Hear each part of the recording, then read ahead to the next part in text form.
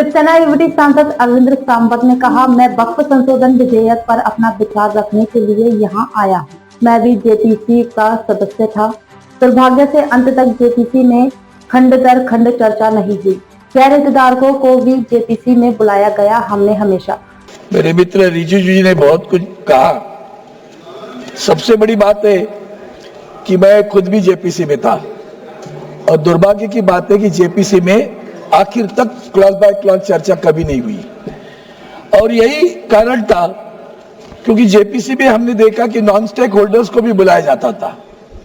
अब ऐसी स्थिति में आप जब एक आध बिल लाते हो तो आपका उद्देश्य क्या है, आप क्या चाहते हो, और ये देखने के बाद हर वक्त हमें महसूस हुआ है आप लोगों की कतनी और करनी में बहुत फर्क होता है। आपको जो बिल लाने में किसी को न्याय देने की प्रक्रिया नहीं है आपके मन में।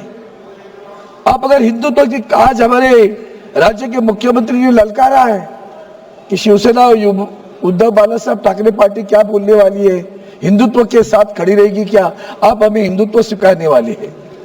अगर हिंदुत्व की बात करते हैं तो मैं आपको याद दिलाता हूं कि हाल ही में हमने जो पद्मनाभ मंदिर था उसका खजाना निकाला था।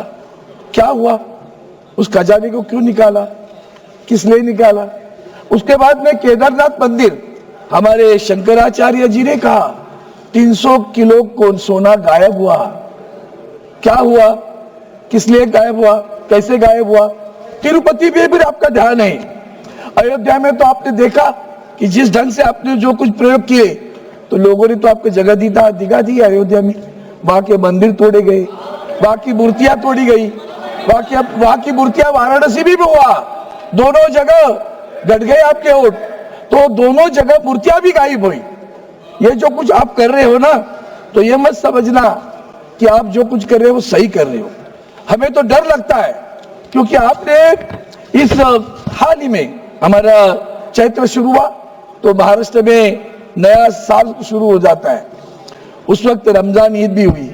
हमने देखा सौगते मोदी चल रहा है।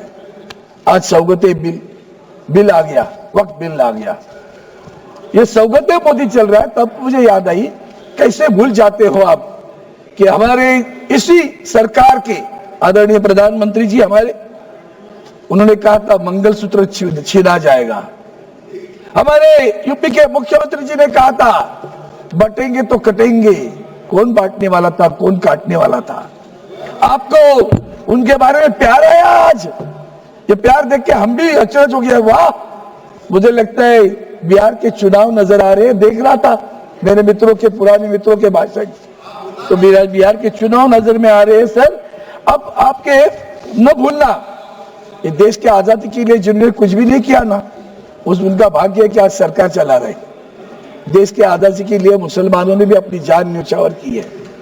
मुसलमान भी अंडमान में रहे हैं, लेकिन न्याय की बातों जो गलत है